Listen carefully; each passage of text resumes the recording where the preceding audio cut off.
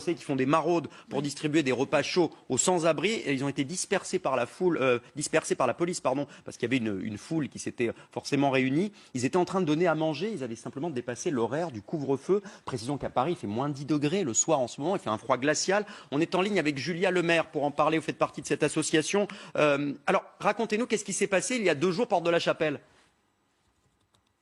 Alors, donc mardi dernier, nous, comme tous les soirs, nos plats sortent de la cuisine à 18h. Donc nous, on est un collectif citoyen solidaire. Ce sont que des bénévoles qui se rassemblent et qui cuisinent avec des chefs toutes les semaines une recette végétarienne. Ouais.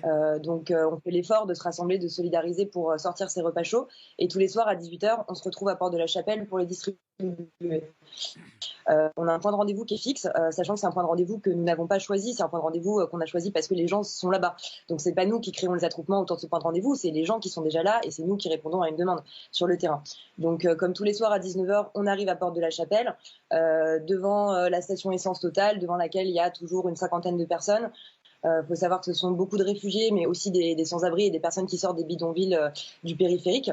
Et à notre arrivée, c'est 4 quarts de CRS qui bloquent le passage, des forces de l'ordre qui sont en train de disperser les gens. On nous dit ordre des supérieurs, on dégage tout le monde. Donc nos maraudeurs, nous, ils comprennent pas. On essaie de s'expliquer. On a des attestations, hein, on fait partie d'une association, donc on a légalement le droit de distribuer ces repas. Mais alors, attendez, que je comprenne bien, c'est-à-dire qu'on demande à ces sans-abri de rentrer chez eux, alors que par définition, ils n'ont pas de chez eux. Enfin, on marche sur la tête quand même.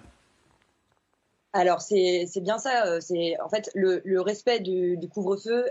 Il est valable pour des gens qui ont des logements, pour les gens qui sont mal logés, donc qui ne peuvent pas se confiner après 18h parce qu'ils vivent dans des trop petites surfaces, ou pour les gens qui n'ont tout simplement pas de logement.